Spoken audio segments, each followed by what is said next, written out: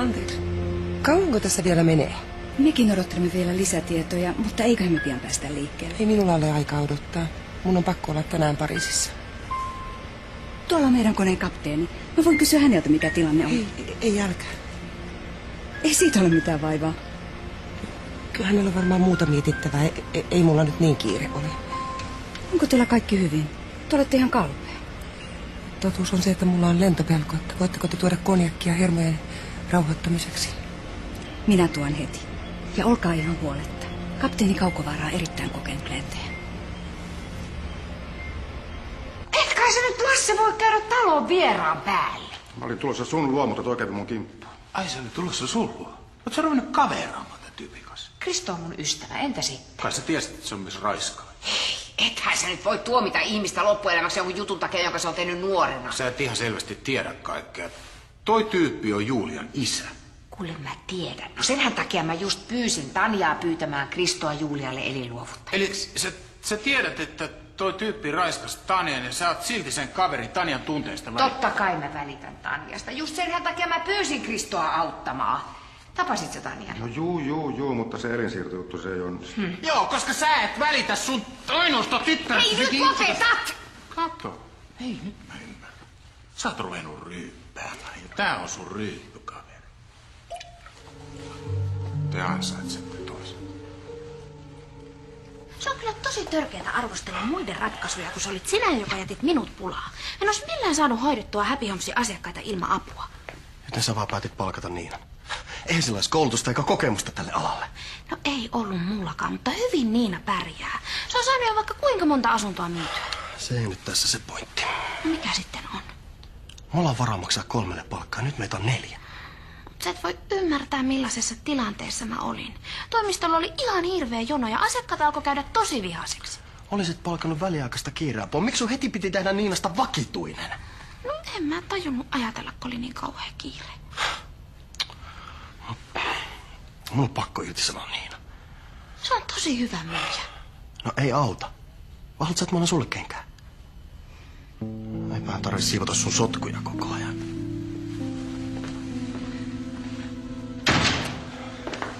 Katos, velipoika.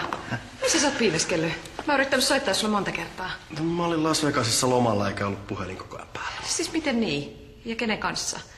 Jennin. Oho. Oliko se miesystävä APkin mukana? Jenni ei enää seurustele APn kanssa. Vaan sun.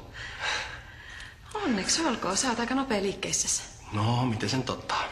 Kyllähän tässä jahkailtiin pitkään, että ollako vai eikö olla. Oli mullakin sulle jotain kerrottavaa. Siksi mä soitinkin. Haluatko kuulla? No. Tadaa! Onneksi olkoon, että minun paljonkaan kihloi. Milloin häät? Pikapuoli. Jennikin saa kutsun. Sori, me ei ehditty Jennikaan kutsua teille meidän häihin. Mitä? Mentiin Vegassa Jennikan naimisiin. Siis mitä? Joo. Elvis vihki meidät. Taustalla soi sen ikivihreät balladit, Lonely Tender. Ei voi olla totta. Hei, Vegasissa kaikki on totta. Mä menen portaat. Nähdään. Mikä tässä nyt maksaa? Mä teen ainakin valituksen lentoyhtiölle. Se kannattaa. Arvoisat matkustajat, täällä puhuu koneen kapteeni.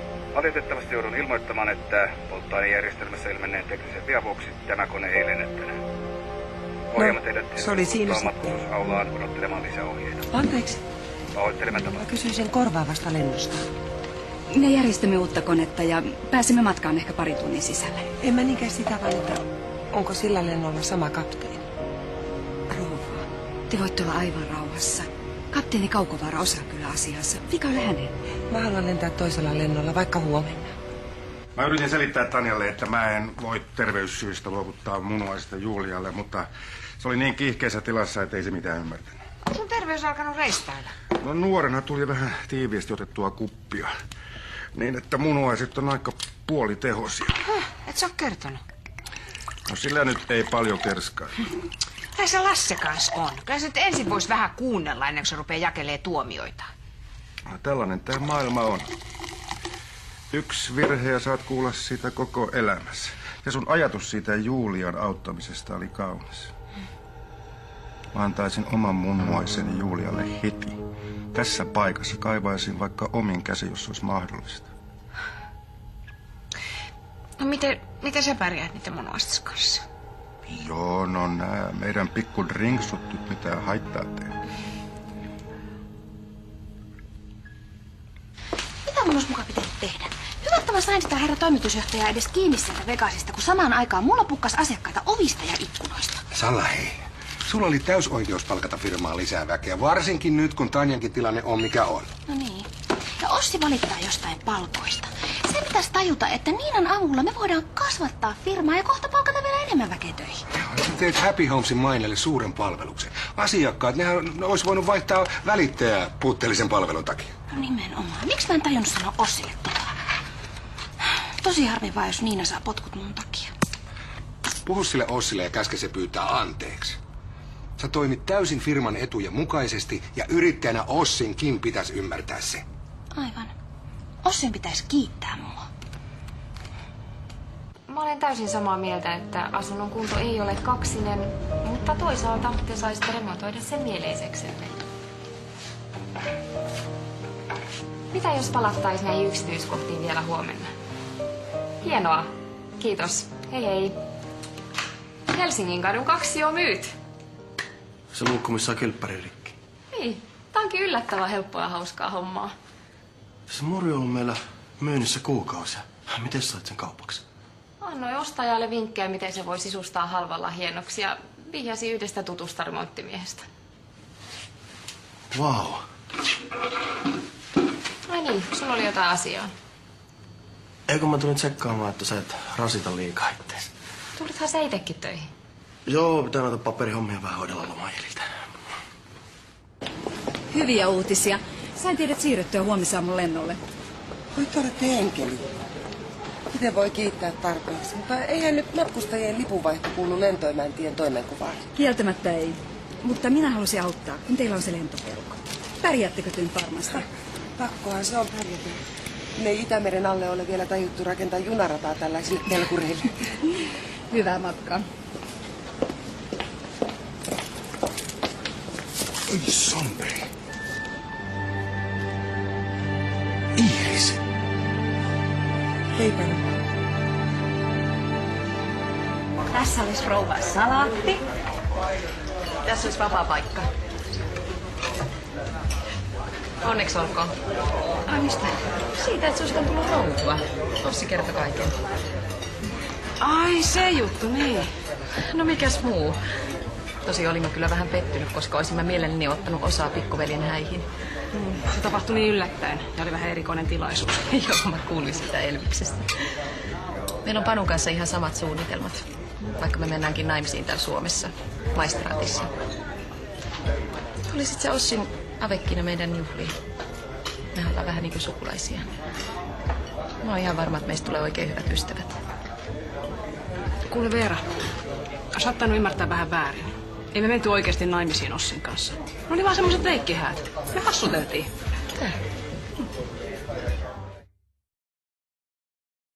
Meissä on kuule Kristo hirveästi samanlaista. Kato, sussa nämä tavalliset ihmiset, nämä Lasset ja kaikki muut, niin ne näkee vaan raiskaajan. Ja mussa taas pelkästään juopon. Ja ihan oikeesti hei, mä oon erittäin ammattitaitoinen ja hyvä toimittaja. Uskot sä? No uskon. Mäkin oon hyvä ja ammattitaitoinen kansanedustaja. Tai oli. Se on tosi harmi, että ihmiset leimaa sut yhden lehtijutun perusteella. Jos ne vaan tietäis, miten hirveästi sä kadut. Aivan varma äänestä sut uudestaan eduskuntaa. No ne on menneen talven lumia. Oli elämän valttikortit, mulla kerran kourassain ja avoin. Kato, terve hei. Kuule, tuppa tänne, liity rinkiin. Ei sullakaan niin mahtavasti mene. Mitä toi tällä tekee? Kristo on täällä kylässä, se on mun ystävä. Oletko sä tuonut Maaritille viinaa? On tuonut. No, onko se joku ongelma?